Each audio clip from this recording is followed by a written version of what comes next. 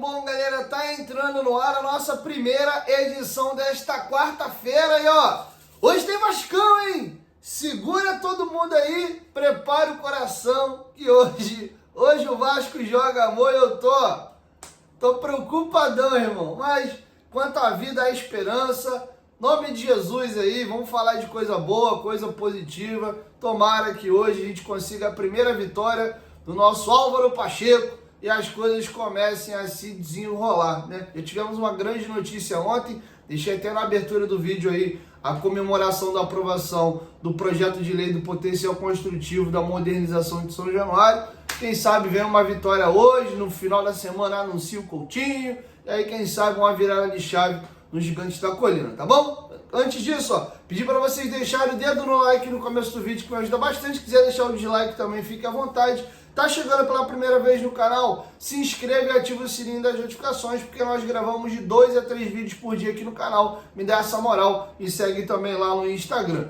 Dito isso, vamos às informações antes. Lembrando que o Vascão joga hoje, temos jogos aí de Eurocopa, temos vários jogos no Brasileirão. Vai fazer a tua fezinha? Corre lá na 1xBet, tá? O link tá aqui no primeiro comentário fixado do vídeo, clicando e se cadastrando na 1xBet. Usando a palavra promocional Futebolaco, com temudo esse ano no final, eles dobram o seu primeiro depósito até R$ 1.560. A 1xBet é a maior bet do planeta, é nossa parceira aqui do canal desde 2020, tá? Se você é um fã do Dieguinho, gosta do canal Futebolaço, me dá essa moral se cadastrando lá na 1xBet, porque esse parceiro comercial é fundamental para o nosso canal continuar no ar. Então, se você gosta do meu trabalho, é um fã do Dieguinho, me dá essa moral se cadastrando no 1xBet, mas tem que ser no link aqui do primeiro comentário fixado do vídeo, para que eles saibam que vocês estão vindo aqui no canal. Posso contar com vocês? Dito isso, vamos às informações. Primeiro, tá passando para vocês algumas imagens. Os jogadores do Vasco já chegaram no Rio Grande do Sul. Teremos alguns desfalques. Dimitri Payet segue fora pela lesão que ele teve na coxa, inclusive ainda é dúvida para o jogo do São Paulo no final de semana. Porras ainda está fora pelo protocolo da concussão, ele não pode jogar ainda, só está liberado a partir do jogo do São Paulo. Vamos ver como é que vai ficar também. Ele teve um corte importante na cabeça e, além disso, o Pablo Verratti tomou o terceiro cartão amarelo, tá fora. Tá, o Galdames, que era dúvida, viajou, assim como também o Lucas Piton. Se ambos serão titular ou não, teremos que ver a escalação logo mais de Álvaro Pacheco. Mas, pelo Pacheco considerar o Galdames um jogador fantástico, brutal, é provável, para minha insatisfação, que ele seja titular novamente, tá? Vamos aqui às prováveis escalações, segundo apurou o GE.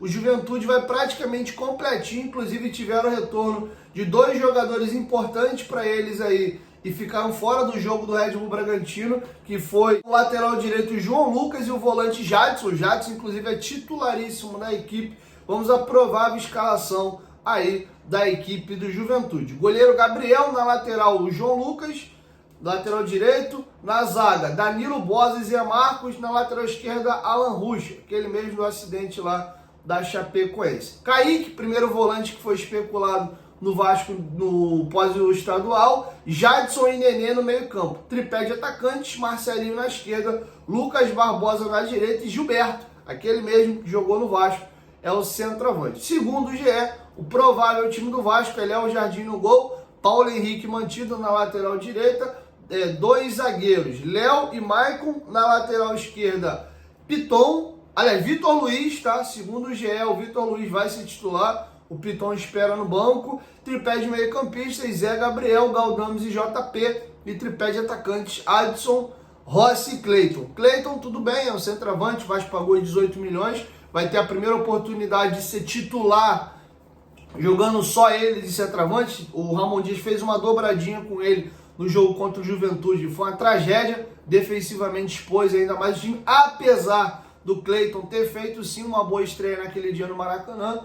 Enfim, vamos aguardar, esse é o provável time. Cara, eu confesso que só de ver Rossi e Galdames me incomoda bastante, tá? Eu não faria isso não, eu entraria com o Matheus Carvalho aí no meio, na vaga do Galdames, e tiraria o David na frente, tiraria o Rossi na frente, colocaria o David, talvez até oportunizaria o Serginho, porque o Rossi vem jogando recorrentemente. Eu até entendo o David seguir no banco, porque sob o comando do Álvaro Pacheco, realmente o David está mal. Não sei até que ponto tem a questão de confiança, de cara o treinador chega e tira ele da lista de relacionados.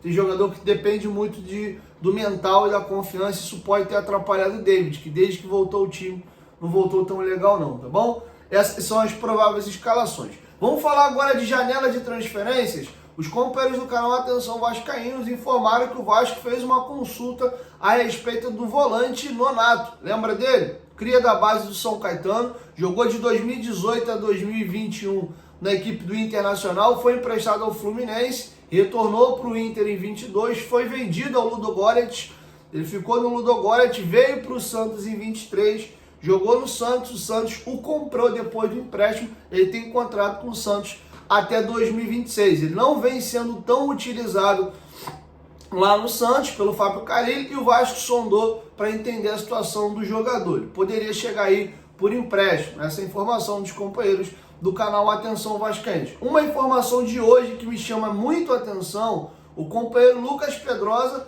informou de que o Vasco também consultou a situação do zagueiro André Ramalho. Ele tem 1,82 m, brasileiro, jogador do PSV da Holanda e está na Europa já há muitos anos. Ele começou a carreira ali na base do Palmeiras, se profissionalizou pelo Red Bull Bragantino e rodou aí. É um cara que tem uma carreira interessante, tá? Não é tão conhecido aqui no futebol brasileiro. Segundo apurou o companheiro Lucas Pedrosa, o Vasco fez uma primeira consulta para entender valores. O Internacional também está de olho no jogador.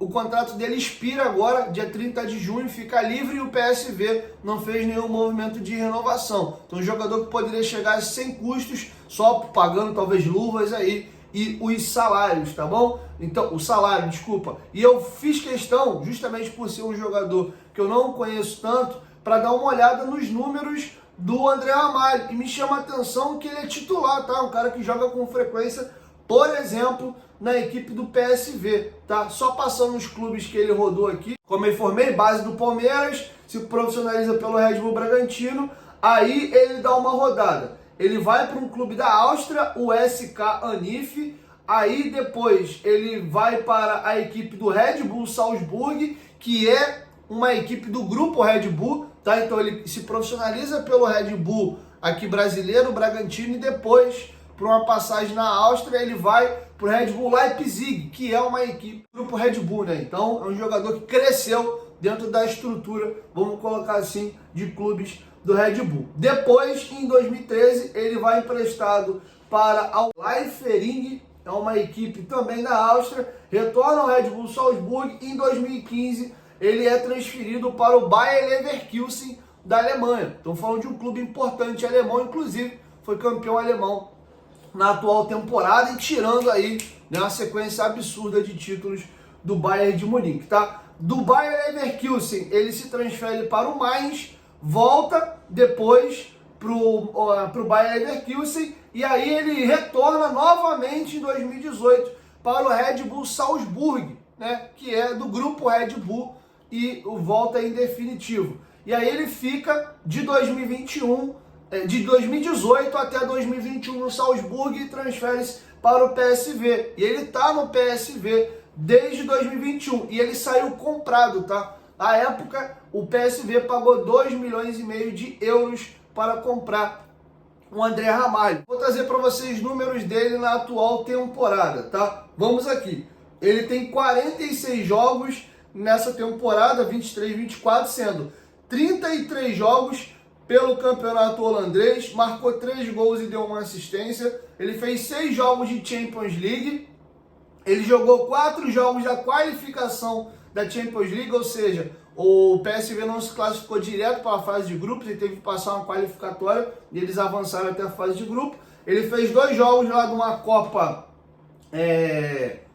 lá holandesa e fez um jogo também do Johan Cruyff School. Deve ser um torneio amistoso, alguma coisa do tipo. 46 jogos, 3 gols marcados, 1 assistência e 7 cartões amarelos. Ou seja, um jogador que joga com frequência. Vamos pegar números dele da temporada passada. 22-23. 45 jogos, sendo 28 jogos pelo campeonato holandês, 7 jogos pela Liga Europa, 5 jogos pela Copa da Holanda, 4 jogos da qualificação da Liga dos Campeões e também um jogo do Johan Cruyff School. Temporada agora 21-22, tá? É a primeira temporada, inclusive, que ele chega aqui para o PSV. Vamos aos números dele. 20 jogos no campeonato holandês, 6 jogos na Liga Europa, 6 jogos na qualificação da Champions League, 2 jogos na Liga Conferência, 2 jogos na Copa da Holanda e um jogo lá do Johan Cruyff School. 37 jogos, ou seja, desde que ele chegou ao PSV, é um jogador importante. Os números dele só cresceram.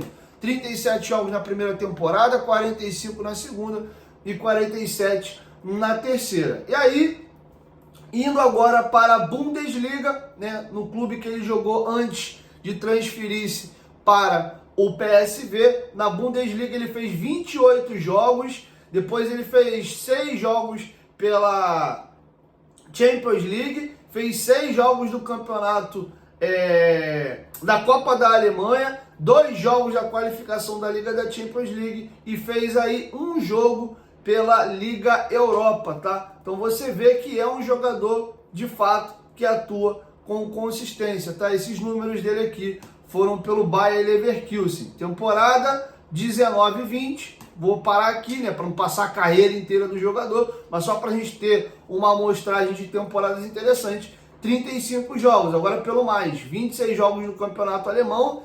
Interessante, tá? Marcou 6 gols nessa temporada. 6 gols aí pela Copa Alemã, 2 jogos de Champions League e um jogo na Liga Europa. Então é um jogador que joga com bastante consistência, tá? Então é interessante ver os números do jogador. Perdão, essa temporada que eu mostrei aqui foi pelo Red Bull Salzburg, tá? Que é uma equipe da Áustria que também joga Champions League, tá bom? Então é isso. Quero lhes ouvir, deixa a opinião de vocês aqui embaixo nos comentários sobre o Nonato e também o André Ramalho. Falar que eu conheço a carreira dos jogadores aqui e acompanhava pra caramba, vou estar mentindo, tá? Achei os nomes interessantes, principalmente o André Ramalho, uma posição que ao meu ver é carente. Lembrando que o Medel saiu, o Vasco hoje tem 4 jogadores mais experientes para a zaga, tem 2 meninos que tem compondo, tem feito parte da composição da lista de relacionados, se revezando ali, que é o Lincoln e também